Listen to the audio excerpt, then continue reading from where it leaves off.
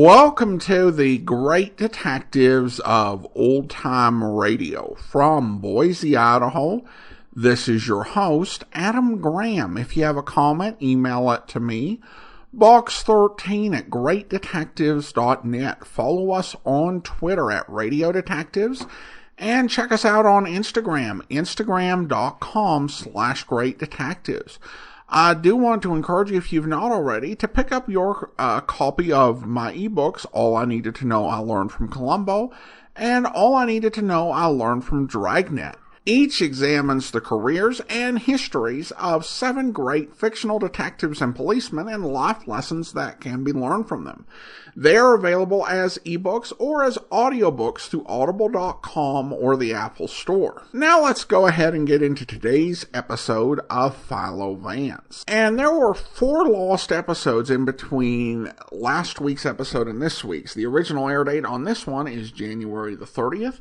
Of 1947, and the title is The Heavyweight Murder Case.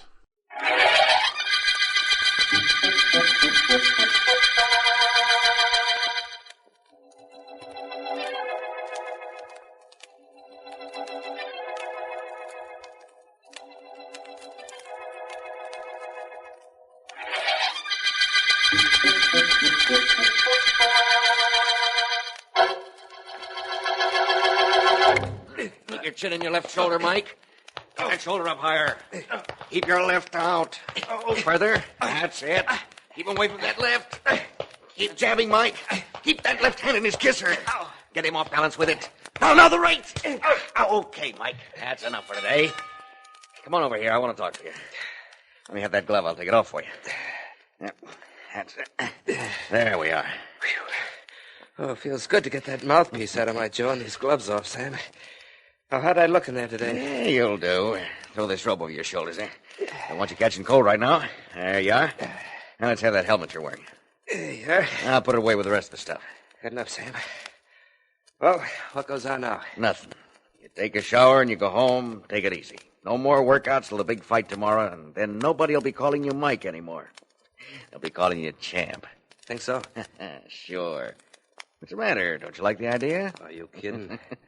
Mike Daggett, heavyweight champion of the world. You come a long way, kid, and I'm the guy who brought you up there. Yeah, I know, Sam. Thanks a lot. Oh, forget it. Oh, look, I gotta stop and see my girl on the way home. That's okay, isn't it? Well, it ain't okay, Mike. Huh? I got nothing against Billy Stanley. She's a good kid. She's for you all the way. Only fighters and females don't make so good. At least not before a big fight. Look, call her up. What you say goes, Sam. Say, look, you really think I got a chance against the champ? This isn't any pep talk you've been giving me. You're a cinch, Mike. Only thing that can stop you tomorrow is the referee counting 10 over that cheese champ. He's a pushover, Mike, a pushover. You really think that, don't you, Sam? Think it, I know it. By tomorrow night, you'll be champion of the world. Think of that, kid. Just think of it. I've been thinking of it, Sam. And right now, it's the one thing in the world I'm afraid of.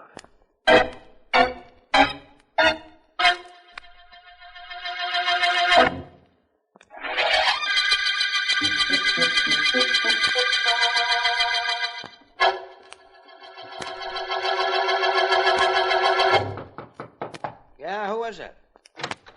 Me, Silk. Sam Billings. Come in and sit down, Sam. I want to talk to you. Okay. Yeah, I sent for you so I could make you a present of some easy cabbage. Sit down, kid, sit down. I come over because it was near the gym and I just got finished watching Mike Daggett work out. Uh-huh. Not because you sent for me, Silk. Well, you won't be sorry. Sam, I've been managing the champ for 8 years now. I know. We got a couple of more years of easy dough ahead of us if your boy don't cop the Duke tomorrow night. I ain't doubting that, Silk. Only my boy's a breeze to win. I know it, he knows it, and you know it, or you wouldn't be sending for me. Maybe. But, Sam, look. We ain't in this business for love, are we, huh? No. No, none of us are. Now, suppose I fix it so you and your boy make more dough by losing. You, interested? You want Mike to lay down? That's right. On a golden pillow with an awful lot of cash for a blanket. Hey, where you going? Out. No dice on your deal, Silk. Mike fights clean. He Fight's honest, that's it. Not yet, it ain't. You stand between me and a fortune, Sam. If I am, I ain't moving out of the way. No? Okay. Want to play rough, huh? Yeah, I'll toss you out of here, out in your ear, Hey, Sam. let go of me, you. Yeah, sure, but this is just a sample of what you'll get if you let your lip get loose. Out. Chum.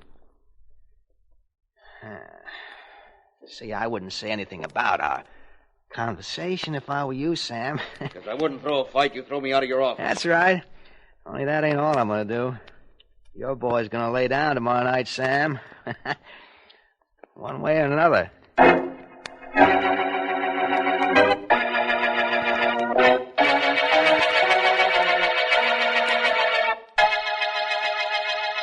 Look, Billy, I shouldn't even be here. Sam told me to call you up, made me promise I'd go right home so I'd be in shape to fight tomorrow Well, night. I'm sorry, Mike. I don't mean to quarrel, only I can't help it. Why can't you see things my way? I can, baby. And maybe you aren't wrong, Billy, but give me a break. Look at what I put into this fighting business. Years of boxing at small clubs for peanuts, weeks of training, all to get a shot at the title. Well, look what you'll take out of fighting, Mike. Cauliflower ears, your nose all twisted, maybe your brain, too, if you take one punch too many. It's all got to happen if you win tomorrow night. Hey, now, look. Nobody's been talking to you and trying to get you to make me quit tomorrow, have they? Oh, Mike. No, baby. I'm sorry. I didn't mean that. It's just that I'm all tight inside. I know how you feel. I know you haven't had any picnic while I was scrapping in those penny ante clubs. But don't pack me in now. Not when I'm going to grab the brass ring. You take the brass ring, Mike, and it's the only ring there'll ever be for you and me. But I need the dough the title's going to give me. I need it so we can get married, Billy, baby. That's what I've been planning on. Well, it's no go, Mike. I don't want that, any part of it. I'll go on making my own living. Sure, taking pictures of suckers in a nightclub. It's some job for my girl. I'm going to keep that job, especially now that it looks like I'm going to lose you. I'm not going anywhere, baby. Yes, you are, right out of my life. I won't have the guy I love walking around on his heels. There's got to be some way out of this, Billy. There's got to be. All right. There is a way out. You've got to fight tomorrow night, but you don't have to win. You did promise me you'd quit if you didn't win the title, didn't you, Mike? Yeah, I promised. Then don't win. It's so simple. We'll have enough money from your end of the purse to get married and start off with. It'll last till you get a job. What about it? I don't know, Billy. Maybe I'd do it if it wasn't for Sam, but... Well, he's had just as tough a time as we had. I owe him a clean fight. I don't like to hurt Sam either. But this is for us, Mike. For you and me. Okay, Billy, baby, you win. I'll take one tomorrow. Mike, I'm glad you're here. Tried to get you at your place, but you weren't there. Sam, we got something to tell you. First, I've got something to tell Mike. Now, listen, kid. I just came from Silk Morgan's office. Threw me out. This leg of mine still hurts from where I landed on it. He threw you out? Why, Don't do nothing to Silk. Just got sore because I told him he wouldn't lay down for the champ tomorrow night. Got it all fixed for him to win. They're betting their shirts on him. When I wouldn't go along, Silk tossed me out the door. Oh, he did, did he? Well, I'll get him for Not that. him, Mike. Get the champ. That'll fix the whole crowd. Leave him to me, Mike. Leave him to me.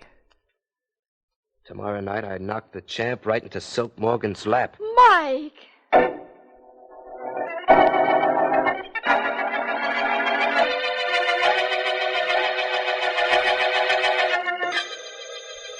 Excuse me a moment, Sergeant Heath. Oh, sure.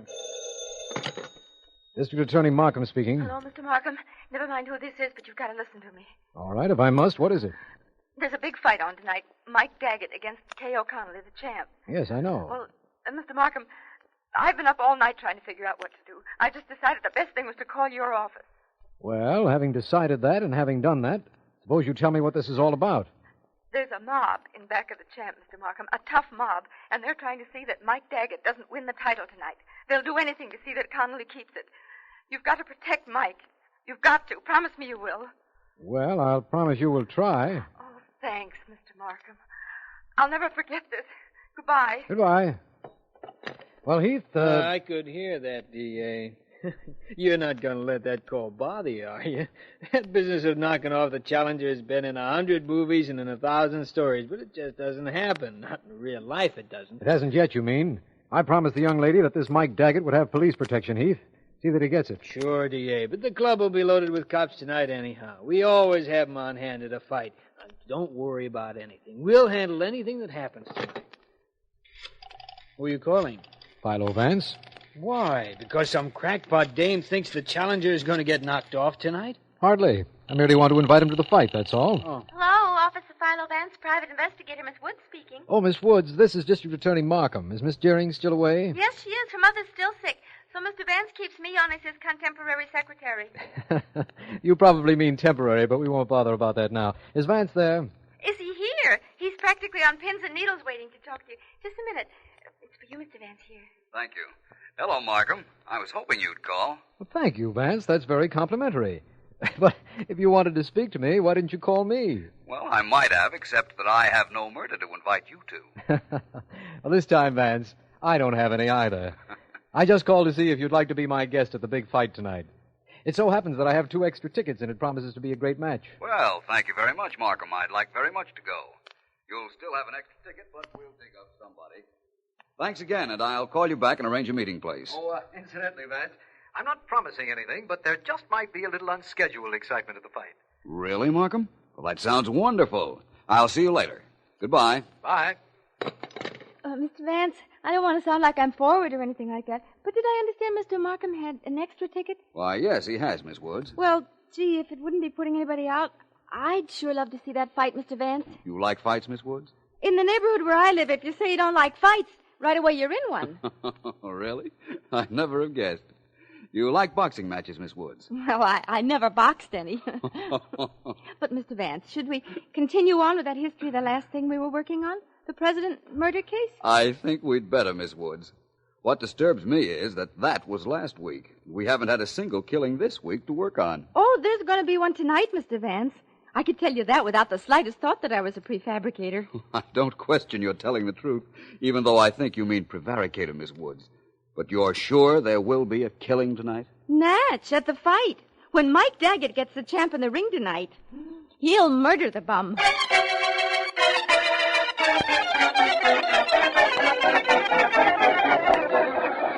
And now it is my pleasure to present that star of stage, screen, and radio, your friend and mine, sitting third row ringside, that popular comedian, Eddie Harris!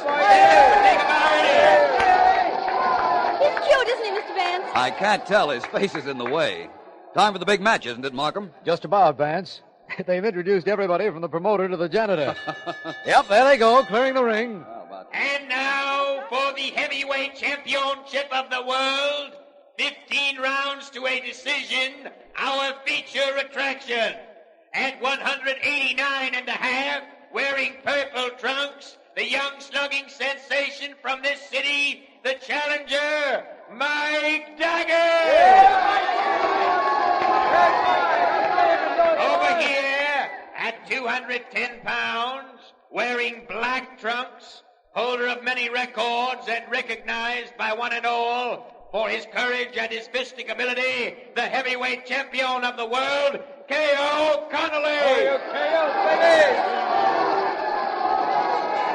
This is it, Vance. And so far, no trouble. How could there be trouble? The fight hasn't started yet. Mr. Markham means that there has been no evidence of the veiled hint of extracurricular activity he made to me on the phone. Now, everybody, the title match is about to begin. May the contender and the champion put forth their best efforts. May the superior skill and stamina of one or the other be the difference between victory and defeat. Now, come out, fighting men. There they go. Oh, wow, look at that right, the champ let loose. Miss Woods, please. What's the matter, Mr. Vance? Don't you like fight? Vance Daggett was hardly touched, and he's down. He's getting up. Probably just knocked off balance, that's The all. champ will get him now. There he goes, measuring him. Here he comes. He missed it! He missed him, the bum! Markham, look at Mike Daggett. He's staggered. There go his knees. They started to buckle. There he goes! 5, He wasn't even hit, and he's down, Vance. 8, 9, 10. There's the referee picking him up off the floor and carrying him to his corner. But Vance, he wasn't even hit. No, I know he wasn't, Markham. But I got to look at him just before he fell. He may not have been hit, but I guarantee he's dead.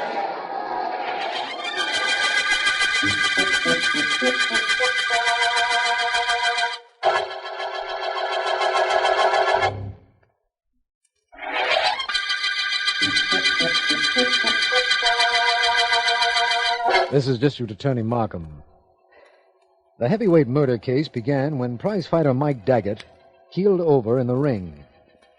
Investigation showed that the challenger had been doped and poisoned, and revealed that Billy Stanley, Daggett's girlfriend and nightclub photographer, did not want Mike to win, nor did K.O. Connolly, the champion, or his manager, Silk Morgan. Vance, Sergeant Heath, and I have found out that Billy Stanley is at her apartment with Sam Billings, Mike's manager. And we are on our way up there. Please stop, Billy. That isn't going to help things any. I can't help it, Sam. I can't stop. Billy. He's gone. He should never have gone into that ring. He's gone, Sam. Yeah, I He know. was murdered. The police say he was murdered. He was poisoned. Oh, I'll get it, Billy. Now, try to take it easy. I beg your pardon. I'm District Attorney Markham. This is Philo Vance and Sergeant Heath. We'd like to see Miss Billy Stanley. Come on in. I'm Sam Billings. I was Mike's manager. That's Miss Stanley, only I can understand how she feels, Mr. Billings. Good evening, Miss Stanley. Permit me to tell you how What do sorry you want I with me, am. Mr. Vance? What do you want? Haven't I had enough questions from the police? Apparently not. You see, Miss Stanley, we found out that Mike Daggett was both doped and poisoned, and that you were with him when he ate last before the fight. Yes, I was. And I didn't want him to fight. Found that out, too, I suppose. But did you also find out that I loved him, did you? We'll take your word for that, Miss Stanley. Look, Mr. Markham, Vance ain't getting anywhere with those silk gloves of his. Heath, please. I'm taking over. Look here, Miss Stanley. Your boyfriend was fed knockout drops, and he was poisoned afterwards. The Mickey Finn was so he wouldn't taste the poison. Now, you ate with him. Come on, admit you fed him the stuff. No, I won't. I didn't. You've got no right to come here and accuse Billings, you shut up or I'll go to work on you. Now, come on, Miss Stanley. Tell us you did it, and we'll go easy on you. I won't tell you that. It's not true. Apparently, Motorman's gloves aren't any more effective than silk ones. Huh? Never mind, Heath. Mr. Vance was entitled to that. Miss Stanley, that's a professional camera on the table over there, isn't it? Yes, it is. Speed Graflex. You know, I'm a nightclub photographer. Who develops your pictures? I do it myself. There's a dark room in the club. You liked Mike Daggett, didn't you, Miss Stanley? Oh, yes. You were going to marry him. Yes, I was. You loved him more than any man in the world, didn't you? Yes, of course I did. And why did you poison him? I didn't. Of course you did. Mr. Daggett was murdered by poison, by an acid used in developing pictures. It was handy for you to get. You got it. You used it. No, Mr. Vance, I tell you I didn't. Mr. Daggett was fed knockout drops. Sergeant Heath found out that you purchased several ingredients at a drugstore. These ingredients, when combined, would do the trick very nicely. You were the last person to eat with Mr. Daggett. Why don't you admit you fed him the drops and the poison? All right, I fed him the knockout drops. I did it because I wanted him to lose the fight so he'd give up the ring. I did that, but I didn't poison him. I didn't, do you hear me? Mr. Vance, you must believe I didn't poison him. I don't think I must, but I think I do believe it.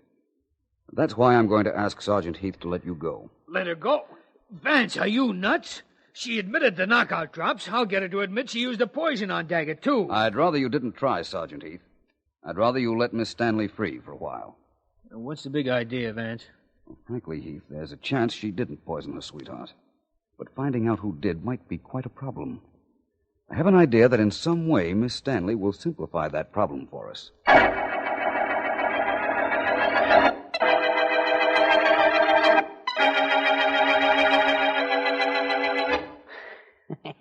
Hey, champ, this Vance guy comes to us to tell us Mike's girl admits she gave Mike a Mickey. What do we care? Sure, Silk. What do we care? I wasn't certain whether you cared or not. I thought perhaps you'd like to know. And by the way, you might be interested in this. The police have released Billy Stanley. Hey, Vance, the paper said that Mike was poisoned by some junk used in developing pictures. Don't you know that Stanley dame takes pictures in nightclubs? Sure, she takes pictures in nightclubs. That's beside the point. What is important to both of you is that you wanted Mike out of the way. Because from what I've learned, he could have beaten you easily last night. Think so? Yeah, think so? I know so. What I think is that perhaps you wouldn't want him to try. We can't find out how Mike was poisoned. But perhaps you found some way of feeding it to him. You can't come in here and accuse us of murdering Mike. Ah, you can't come in here and say we knocked him off. And I'll teach you not to do things like that, Vance. Go ahead, Champ. Show him. I don't like the way he looks anyhow. His nose is too straight. Yeah, his nose is too straight. Fix that right now with the... Oh, there. You've killed him, Vance, with that jiu-jitsu trick of yours. You killed him when you threw him over your shoulder. I think not, Mr. Morgan. Not if he landed on his head. Well, so I own a victory over K.O. Connolly. That practically makes me the heavyweight champion of the world.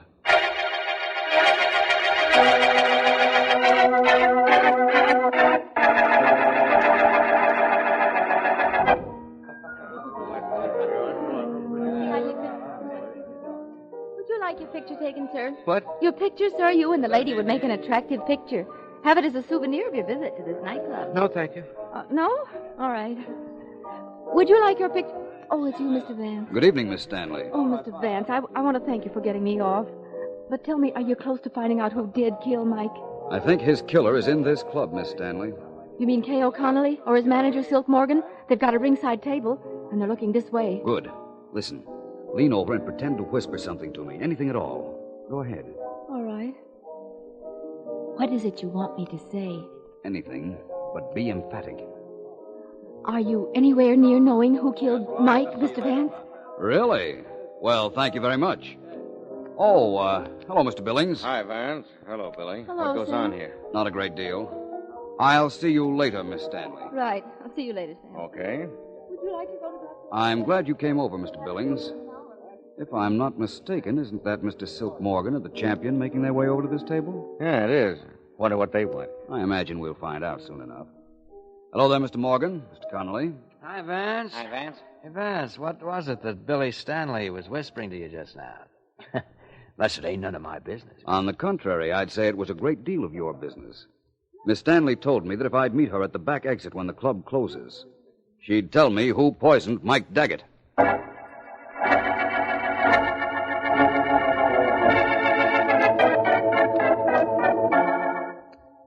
Good night, Al. Hello, Bill. Me at my age, a stage door Johnny. Vance, why do I do things like this? Because you're a good cop, Heath.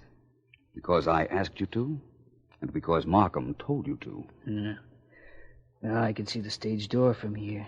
All the musicians are out and most of the dames, but where's that Billy Stanley? I'm sure I don't know. Heath, how far would you say it was from here to the stage door? It's about half a block. Good. That's just right for us not to be seen and yet near enough to help in case of trouble. Hey, Vance, here comes that Stanley girl. And she's walking this way, too.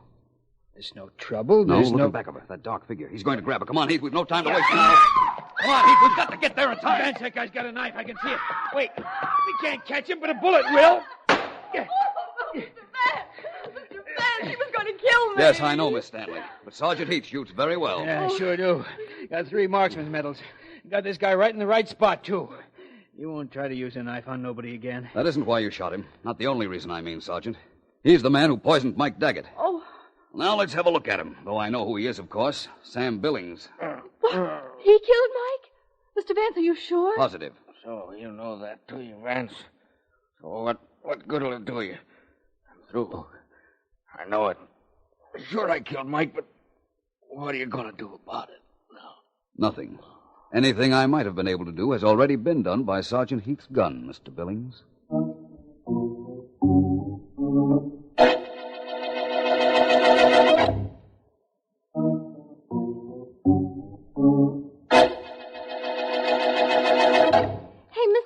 Yes, Miss Woods? You figured out that Sam Billings, Mike Daggett's manager, poisoned him with an acid he took from that Miss Stanley's darkroom.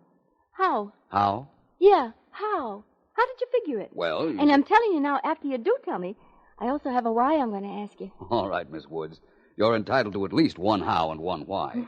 I'll tell you how I knew it was Billings. He was the only person, not counting Miss Stanley, who ever got near enough to Mike Daggett to poison him the day of the fight. Oh, check. Well, now comes that why. Why should a guy's own manager knock him off? Well, Billings thought Mike was going to throw the fight, either because of the threats of the champion and his manager, or because his girlfriend had pleaded with him not to win. Oh. As a consequence, Billings bet heavily on Daggett to lose. You mean he bet against his own fighter? That's right. Then, the afternoon of the fight, Mike told Billings he didn't care what happened. He was going out to win. Yeah? So Billings had to find some way to stop that.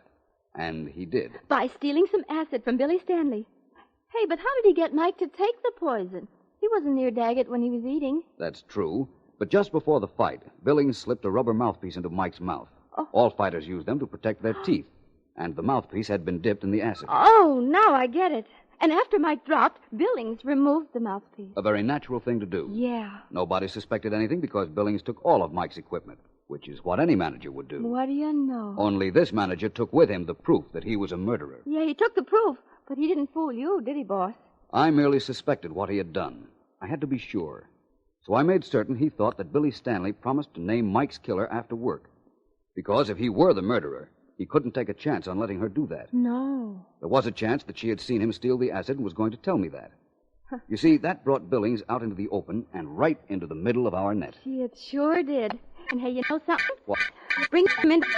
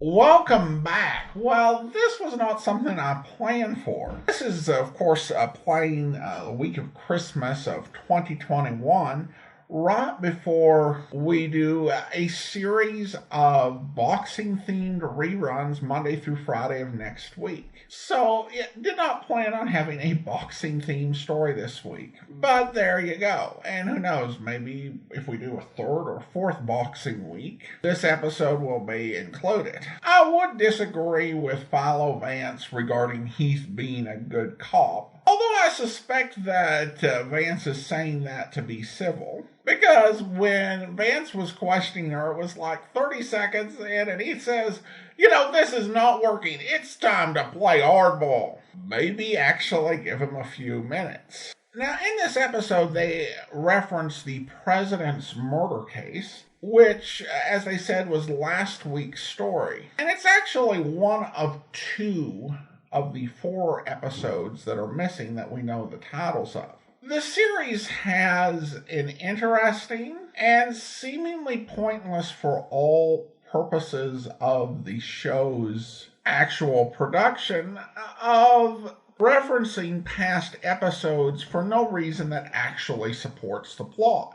Nothing that happened in the previous week really ever ties into what's happening with this week's episode. It's just dropped for random reasons. However, as a host, I am grateful for this act of randomness for providing some sanity for a syndicated program. What really does make it hard, because people love to know the dates that programs originally aired. What makes that hard with syndicated programs is that it's always difficult to determine when a series started airing, and many radio stations would air the episodes in totally different orders. Perhaps because someone in a nearby market had bought the series for a time and they were trying, for whatever reason, to have a different order. But as researchers decades later,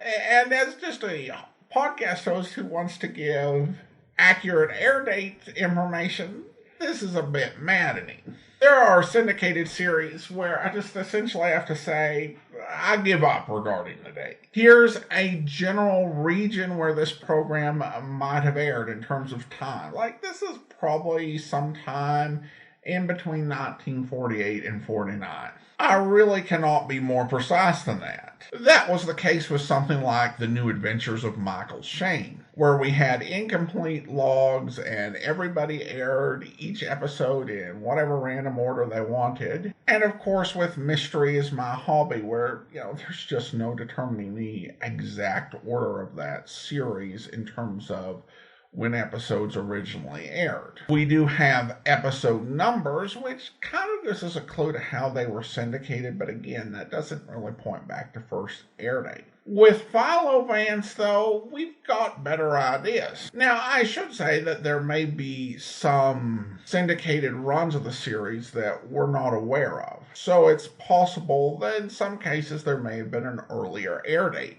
However, this totally random habit of having characters state the name of the previous episode for no good reason actually makes this so much easier. We have, through digitaldeliftp.com, record of 3 different runs of Philo Vance. One that started in 1946, one that started in the spring of 1948, and one that started in the summer of 1948. The first one has only 26 episodes. The second run had 31 episodes logged, or 33, excuse me. And the last one has all the episodes in the series logged.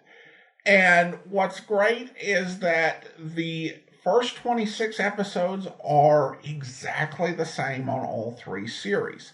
And the 33 episodes from the second run are the exact same first 33 episodes from the third run. And that kind of thing only happens if local stations can't just mix up the order of airing. So I'm grateful for Ziv for this totally random thing they did, which worked out for some people who weren't even born at the time. Well, now I want to go ahead and thank our Patreon supporter of the day. Thank you to Roy, Patreon supporter since February 2020, currently supporting the show at the Seamus level of $4 or more per month. Again, thanks so much for the support, Roy. That will actually do it for today. A reminder, if you want more Christmas programming, check out The Amazing World of Radio at amazing.greatdetectives.net. Next week, we will have Boxing Week, Monday through Friday, and Philo Vance will return in 2 weeks. But coming up tomorrow, listen for an episode featuring the man with the action-packed expense account, yours truly, Johnny Dollar, where... Expense account item 1, $29.65. Mileage and incidentals between Hartford and New York City. I arrived at number 1 Park Avenue close to 2 o'clock. Mrs. Edith Bellows, a very attractive redhead somewhere in the early 30s, met me at the door and showed me into her luxurious apartment. Sit down, Mr. Dollar. Thank you. Mr. Stern explained the situation to you? Only that someone tried to kill your husband. Yes, day before yesterday. Jonathan was walking in the garden. Someone shot at him. Fortunately, they missed. Mr. Stern said your husband refused police protection. He's a very unusual man, Mr. Dollar. I would say so. He's not a young man, 63. He's retiring and doesn't particularly care for people, especially people who meddle. Unfortunately, he considers the police meddlers. Has he hired any kind of protection? No. Isn't he worried? Well, he doesn't show it. But knowing him as I do, I'd say he's mildly concerned. Someone takes a shot at him and he's only mildly concerned? It's the nature of the beast, Mr. Dollar. Well, I'm sure you're aware that Intercontinental Indemnity is more than mildly concerned. Yes, and so am I. Well, the whole family, for that matter. I'll certainly give you all the cooperation that I can. I think everyone else in the family will be greatly relieved. Except your husband. I'm afraid he won't like it much. It'll be pretty hard investigating if he has me thrown out of my ear. Well, you've one thing in your favor. You're not a policeman. Yeah. But when I'm on a job, Mrs. Bellows, I've been known to meddle and meddle and meddle. I hope you'll be with us then. In the meantime, do send your comments to box13 at greatdetectives.net. Follow us on Instagram, instagram.com/greatdetectives. From Boise, Idaho, this is your host, Adam Graham, signing off.